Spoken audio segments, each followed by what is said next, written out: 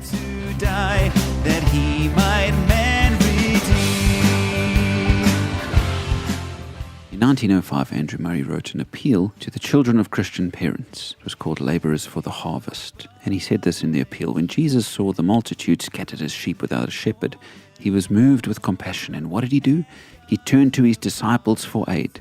And he said that they must pray for laborers. God's provision for the need of the world would be accomplished by the cooperation of his people, first in prayer and then in work. And he goes on to talk about how the church today, or then, but today as well, needs people who will pray and people who will work for God. That each one of us is called to both of these roles. Especially, he said, there needs to be teachers, people who will teach children in the ways of God. Of course, our schools in those days were very God-focused, not so anymore, sadly, but good teachers can still instill the love of God in their students in various ways. And then he spoke about missionaries, how we need missionaries to go and spread the gospel around. But then he said this: there are other workers. Every Christian is called to be a worker for God.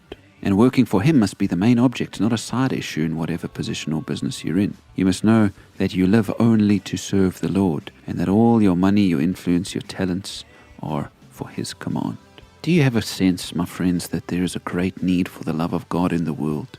Do you have a sense that there's a great need for people to encounter godly individuals and to see the love of Jesus and the holiness of God in people?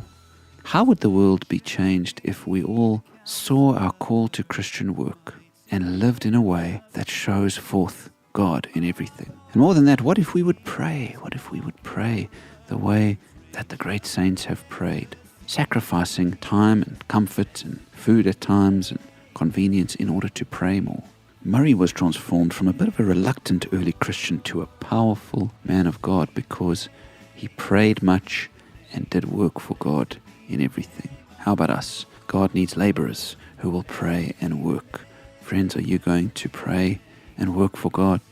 There will be people who God can only speak to through you, maybe in your family or your workplace. There will be people who God is calling you to pray for and to share his love with. The need is great, and it's only when God's laborers do the work that things change. I pray you'll take up the challenge like Andrew Murray gave to those people that day.